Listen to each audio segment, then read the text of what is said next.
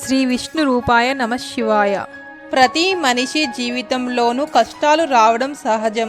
కానీ ఆ కష్టాలను సైతం భగవంతుని మీద భక్తితో అధిగమించి చివరకు దైవంలోనే లీనమైన ఒక అపురూపమైన వ్యక్తిత్వమే మీరాబాయి.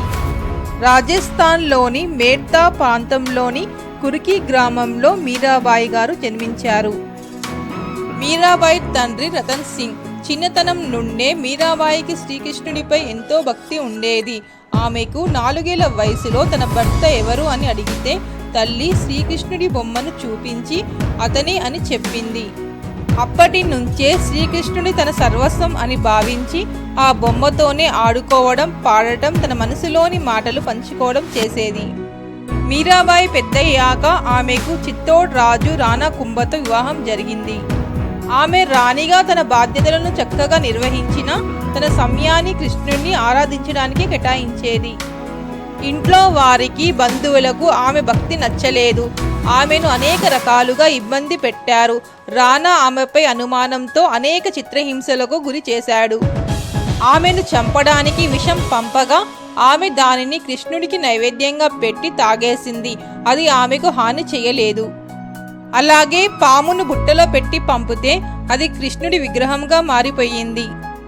మీరాబాయి తులసిదాసు గారికి ఉత్తరం రాసి సలహా అడిగింది. భగవంతుడి కోసం ఈ లోకానికి సంబంధించిన బంధాలను వదిలేయాలని ఆయన సూచించారు. దేవుడు బంధం తప్ప మిగిలినవని నిలకడలేనివి అని ఆయన జవాబు రాశారు. మొఘల్ చక్రవర్తి అక్బర్ మరియు తాన్సేన్ మారువేషంలో వచ్చి మీరాబాయి భక్తిని చూసి తరించారు. ఈ వార్త తెలిసిన రాణా ఆమెను నదిలో మునిగి చనిపోమని చెప్పాడు. మీరాబాయి శ్రీకృష్ణుని స్మరిస్తూ నదిలోకి వెళ్ళగా సాక్షాత్ శ్రీకృష్ణుడే వచ్చి ఆమెను రక్షించి ద్వారకకు వెళ్ళమని చెప్పాడు. చివరకు మీరాబాయి దేహత్యాగం చేసి శ్రీకృష్ణుడిలో లీనమైపోయింది. మీరాబాయి జీవితం మనకు ఇచ్చే గొప్ప సందేశం ఏమిటంటే భక్తి అనేది మనిషికి మనశ్శాంతిని, ఆత్మవిశ్వాసాన్ని ఇచ్చే గొప్ప శక్తి.